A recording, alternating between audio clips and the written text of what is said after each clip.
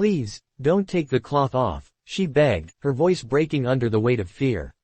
Her hands trembled as they clutched at the frayed blanket, pulling it tighter around herself as if the thin fabric could shield her from the truth that threatened to come spilling out.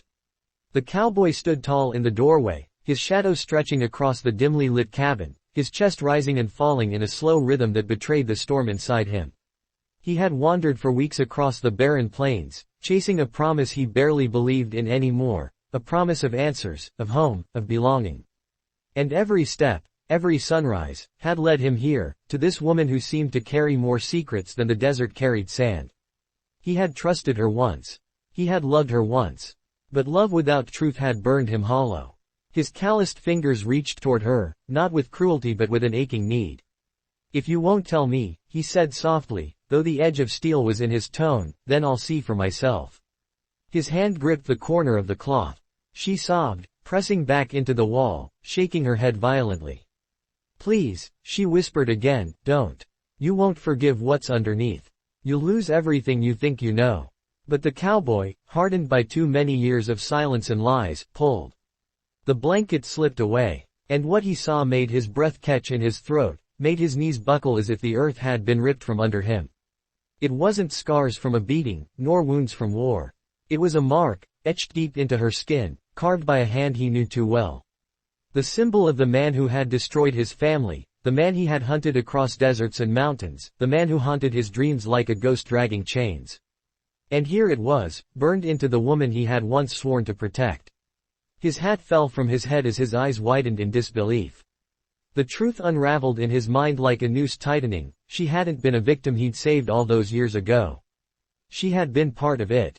The blood, the fire, the ruin of everything he had loved. Her silence had not been born of fear, but of guilt.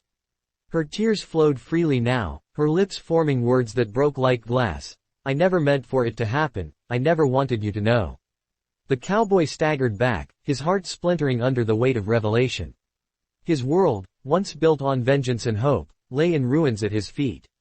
The woman he had searched for, trusted, maybe even loved, had carried the brand of his greatest enemy all along. And in that moment, the cloth on the floor looked heavier than steel, heavier than any burden a man could carry. The cowboy's breath rasped in his chest, shallow, uneven, as though each inhale scraped against jagged stone. The lantern light flickered across the mark seared into her skin, a twisted emblem he had sworn never to forget, the one that had burned itself into his memory the night his world collapsed. He remembered smoke thick in the air, horses screaming, and the sound of his brother's last breath rattling through his ears like a curse. He had chased that symbol across counties, across years, through whispers in saloons and bloodstains in the dust.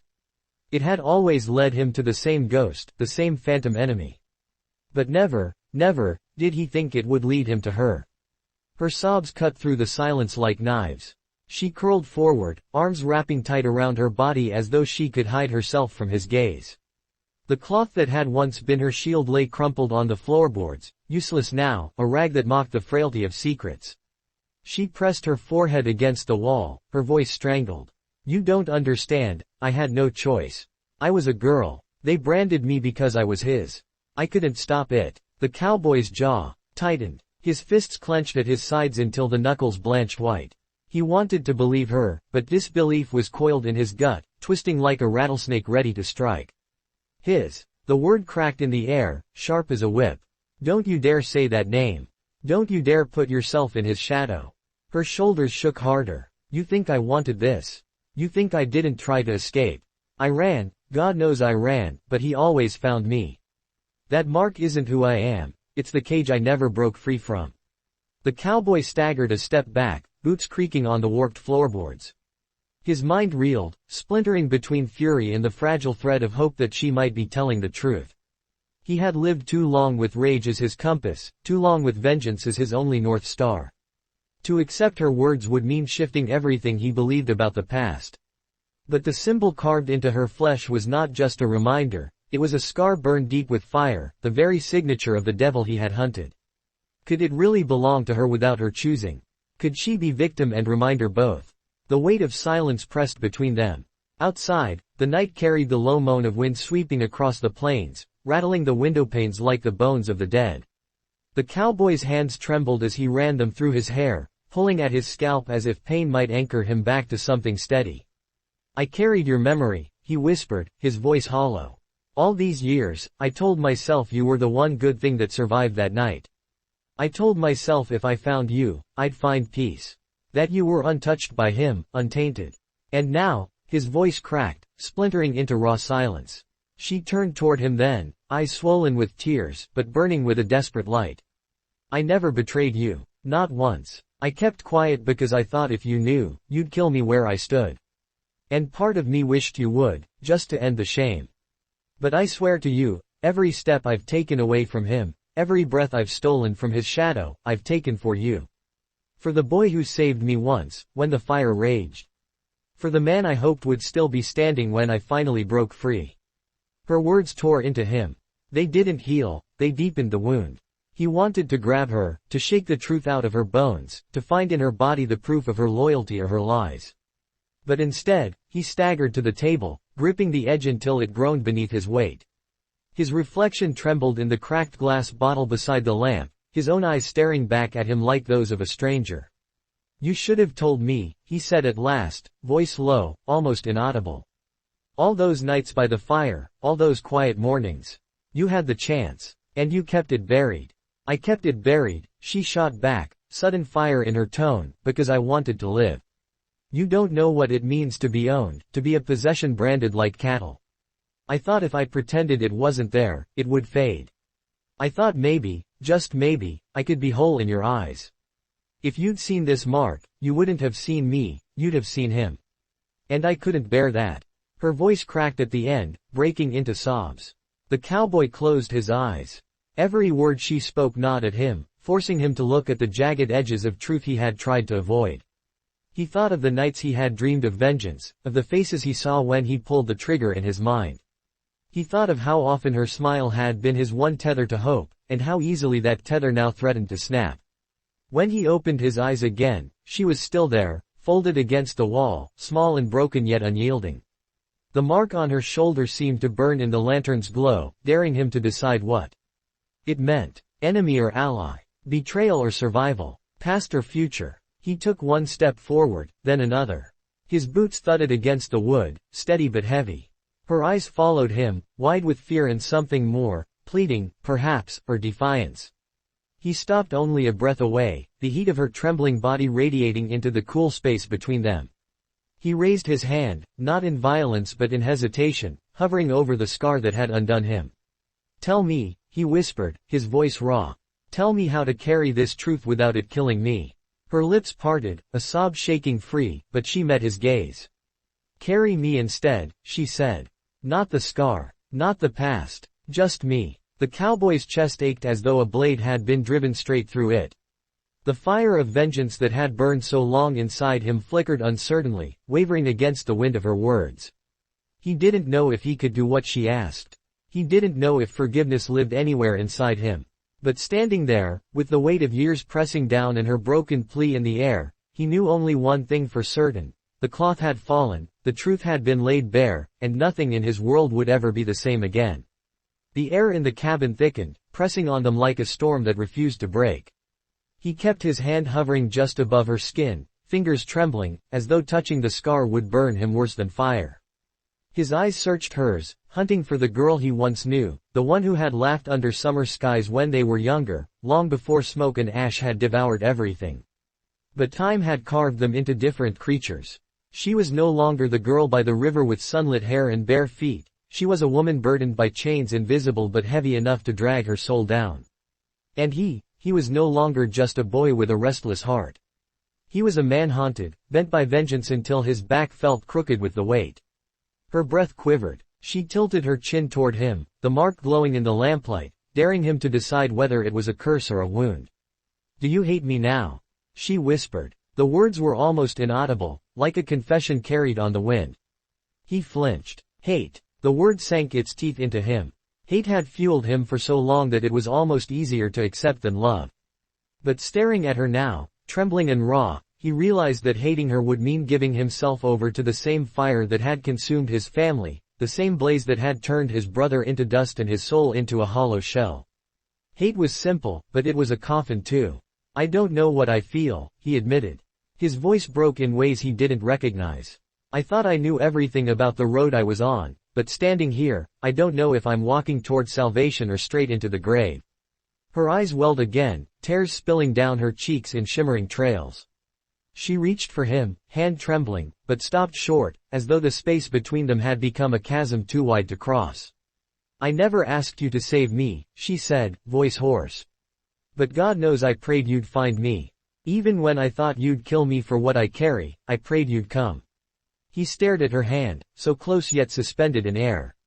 He wanted to close the gap, to grip her fingers in his own and pretend the world hadn't fallen apart. But another part of him, the part honed by nights of rage and years of bloodlust, recoiled from her touch. That part screamed she was nothing but a reminder, a living scar of the man he hunted. He pulled away, turning his back on her. The cabin walls seemed to close in, suffocating him. He stepped toward the door, his boots thudding like gunshots. He needed air, needed space, needed distance from the storm. Tearing him apart inside. Outside, the prairie stretched wide under the cloak of night, stars scattered like spilled salt across the sky.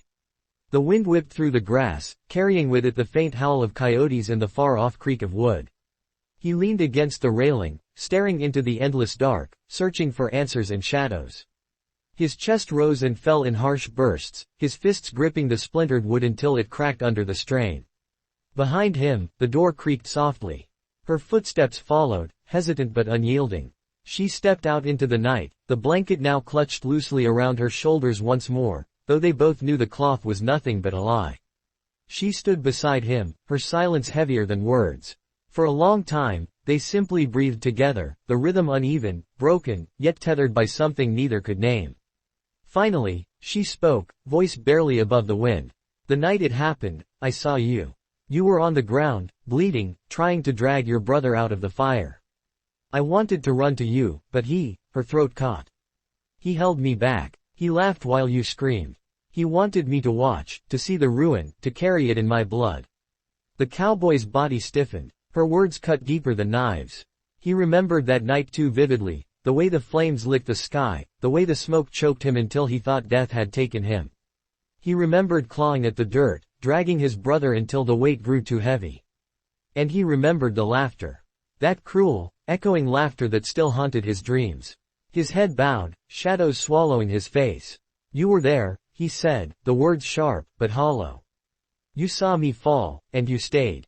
I stayed because I was chained, she whispered fiercely. Not because I wanted to. Every day after, I prayed for death. But then I prayed for you instead. That you'd survive. That you'd grow strong enough to kill him. And if you couldn't kill him, maybe you'd kill me, and free me from the mark he burned into me.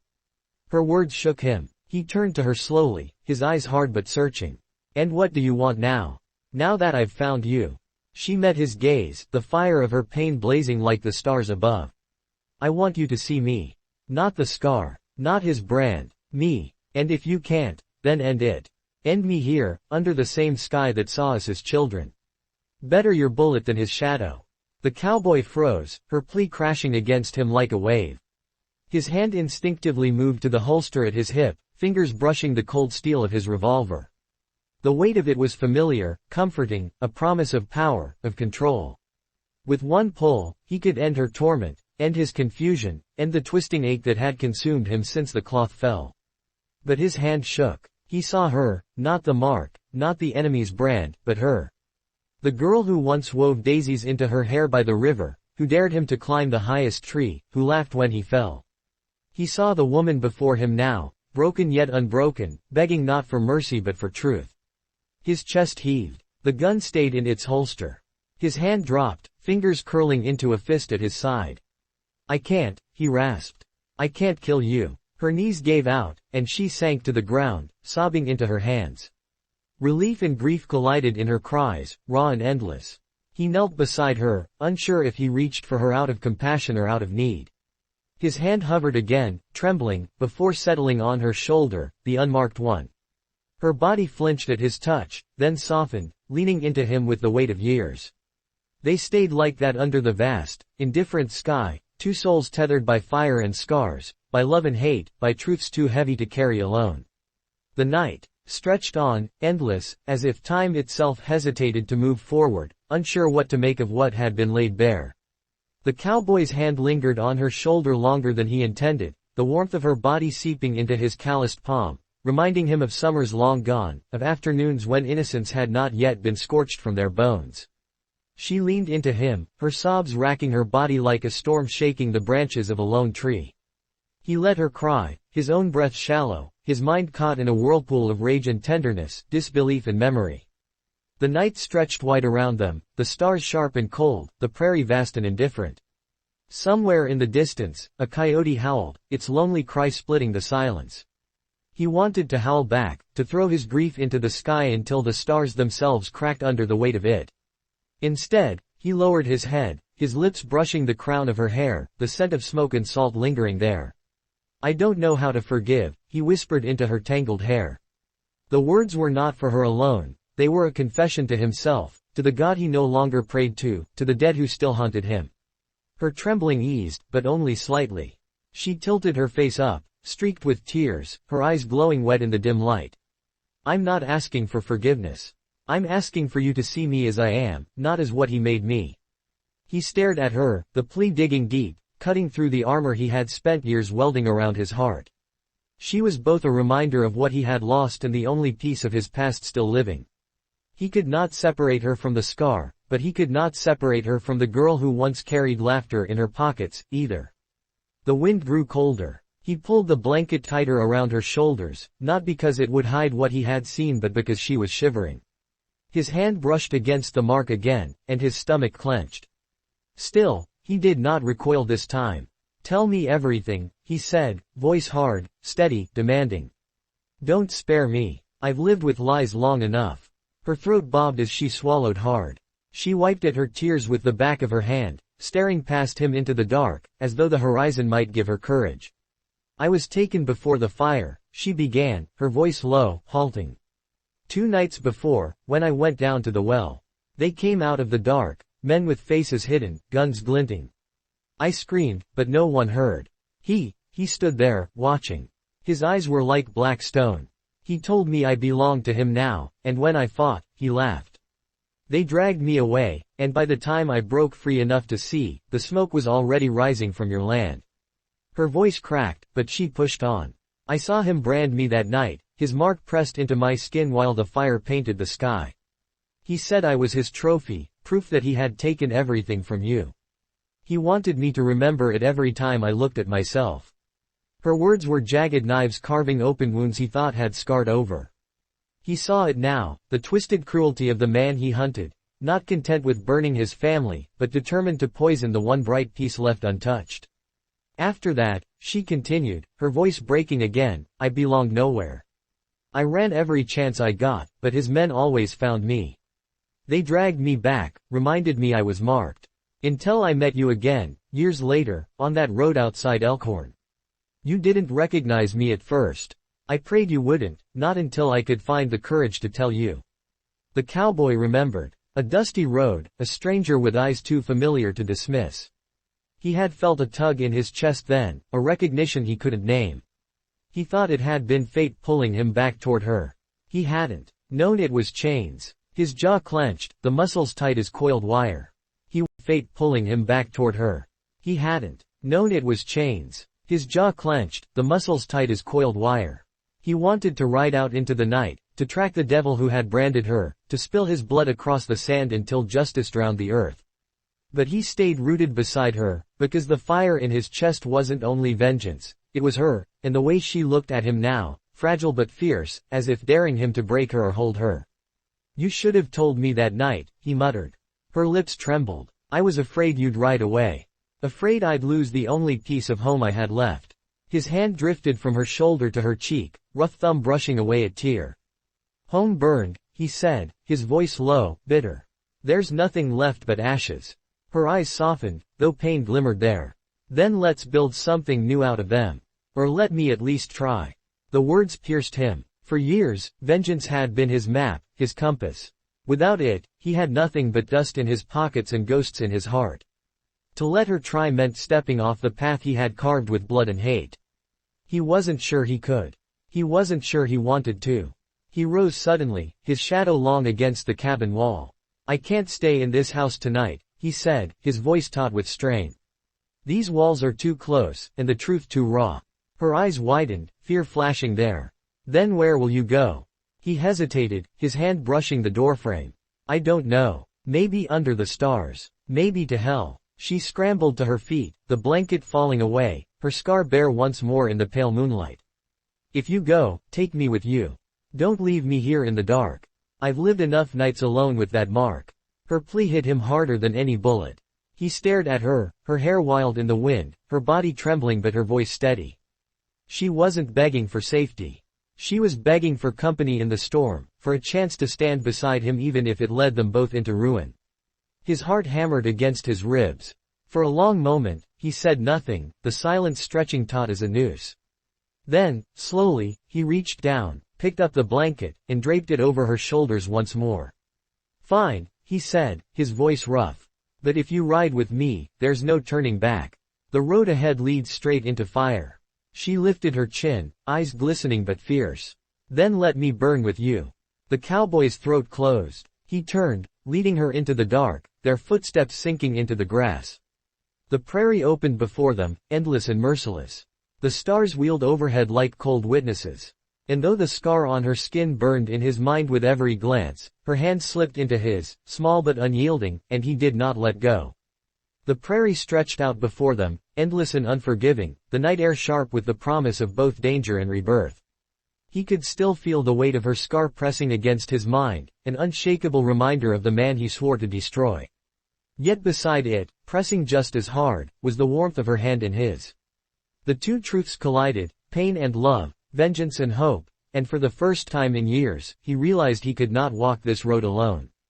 The past would always burn in their shadows, but perhaps the fire didn't have to consume them. Perhaps it could light their way forward. He glanced at her, the moon catching in her eyes, and for the first time since the cloth had fallen, he saw not the mark, not the ghost of his enemy, but the woman who had survived it all. And in that fragile moment, he chose not to let the past shatter him, but to carry her with him into whatever waited beyond the horizon.